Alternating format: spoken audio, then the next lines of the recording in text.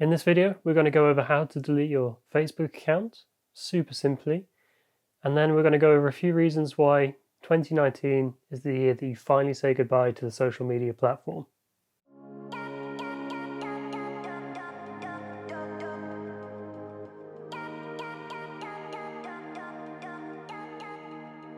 Now, deleting your Facebook account is actually really simple, and I'm not sure why I was expecting it to be otherwise. Maybe I just have that little trust in Facebook nowadays, but there we go. It's just 4 simple steps, and before you know it, your Facebook account will be a thing of the past. And before we go into it, you'll probably start noticing that you can delete your Facebook account or you can deactivate it.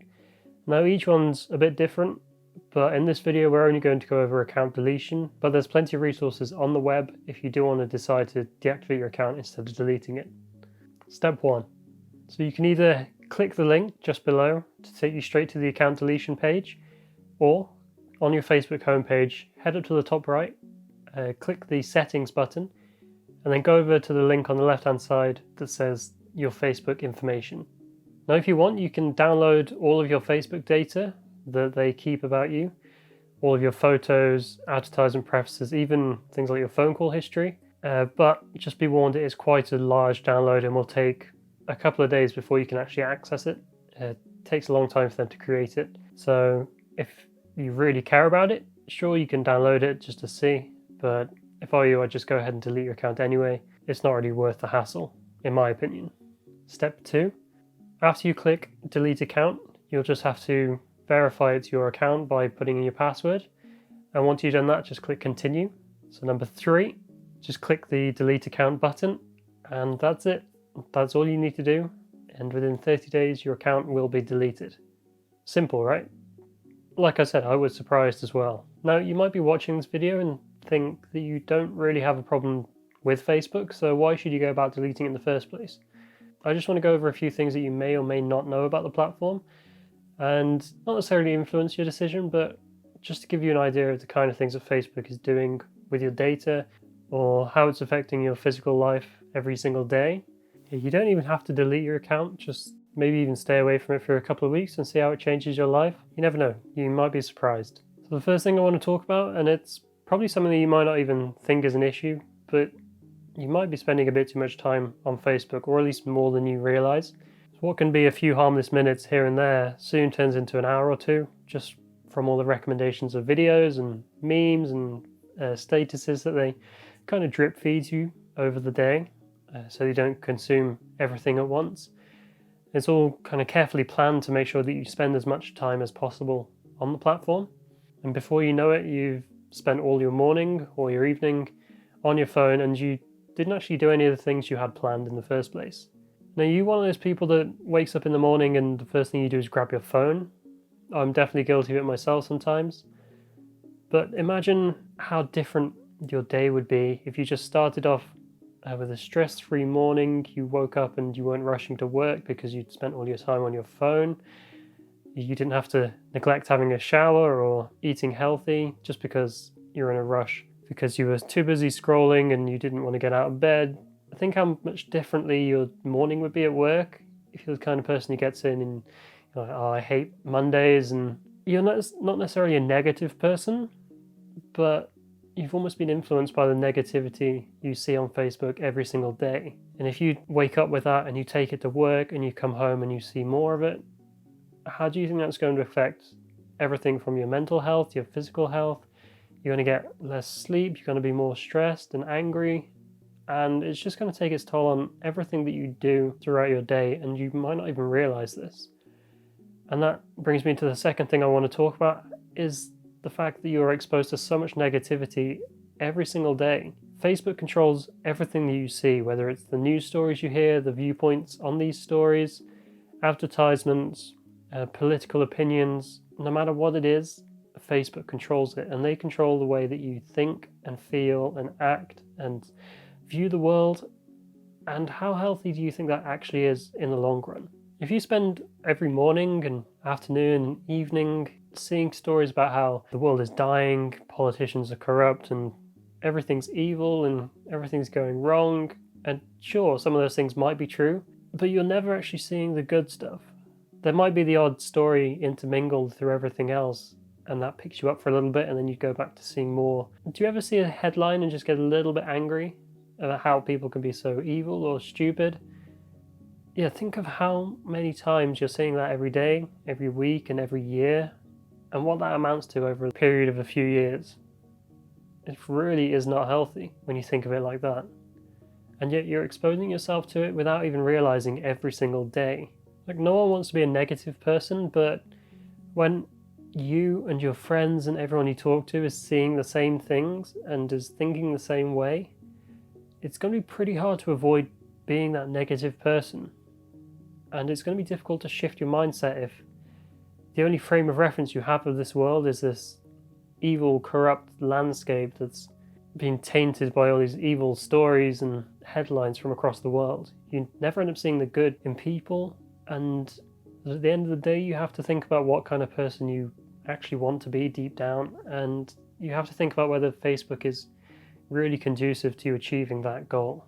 And the third reason is something that's been quite prominent in the news recently, and that is how much data Facebook holds about you and how much they actually know about who you are. And they probably know a lot more about you than you realize. They know where you go, who you talk to, what you like and dislike, the things you fear, the things that make you happy, even who you're talking to on the phone, whether it's your sister's brother's mum or even just your friends. And they monitor the things you enjoy, and they relay this to you in their advertisements. So they get you to click on certain things and influence what you buy and how you feel as a result of this. And at the end of the day, all of this leads to you being subconsciously manipulated by Facebook through everything. And you take that into, like I said before, you take that into every part of your life and every part of your existence. And it influences where you go and what you do and how you feel or how you're supposed to feel. And if you're not feeling a certain way, Facebook might recommend you something that you think will make you happier. And you might buy that thing, and yeah, sure, you might feel a bit happier in the long term, but after a while, it's going to fade away, and they're just going to replace that with another shiny object for you to buy, and the cycle repeats.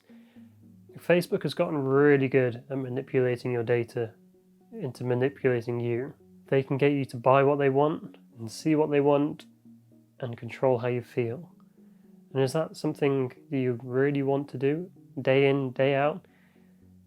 Or do you actually want to be in control of your life? I know how I feel. And it might seem a bit harmless now, with all this data collection doesn't really mean anything, but I know it's fiction, but Black Mirror is starting to become a bit more of a reality. And it's quite a scary reality to think about. It's not something that I really want to be a part of. And the last thing I want to talk about is this idea that you need to want to be more. Well, what does that actually mean? Well, Facebook is taking away your control. It's taking away control of your life, of your emotions, and your happiness. It's preventing you from being productive towards your goals, towards achieving the things that you've always dreamed of. And you might think, I don't spend that much time on Facebook, I'm still doing the things I want, I'm still happy. That's not the point. The point is, you can't change anything about yourself until you actually take charge of yourself. Until you take up the reins on your life and actually take control of what you're doing and where you're going.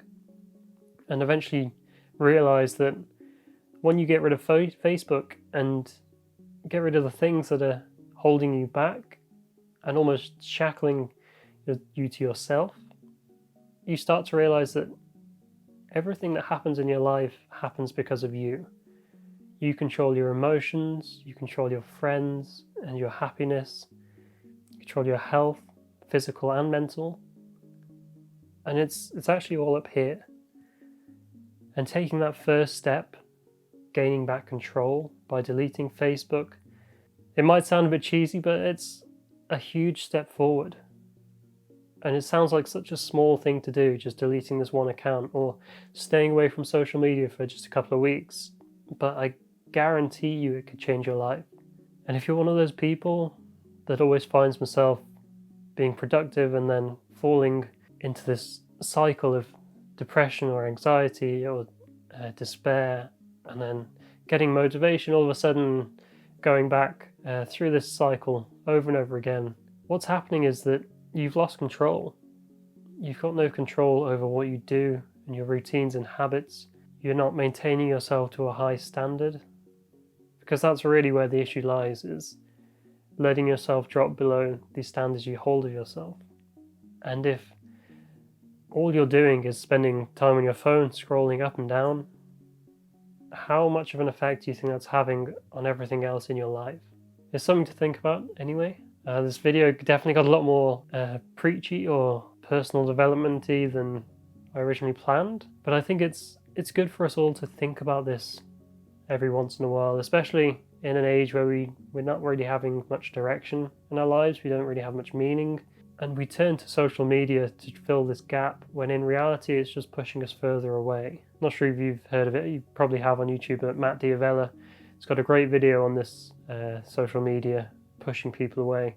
I'll link it down below in the description, all about loneliness and the relationship between social media and this new age of loneliness and depression. It's well worth a watch.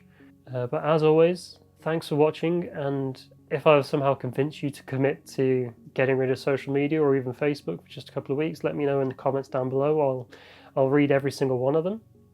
But until then, don't forget to like the video and subscribe so you don't miss out on any more videos on the channel. There's a load of content that's coming to the channel soon, so you don't want to miss out on that.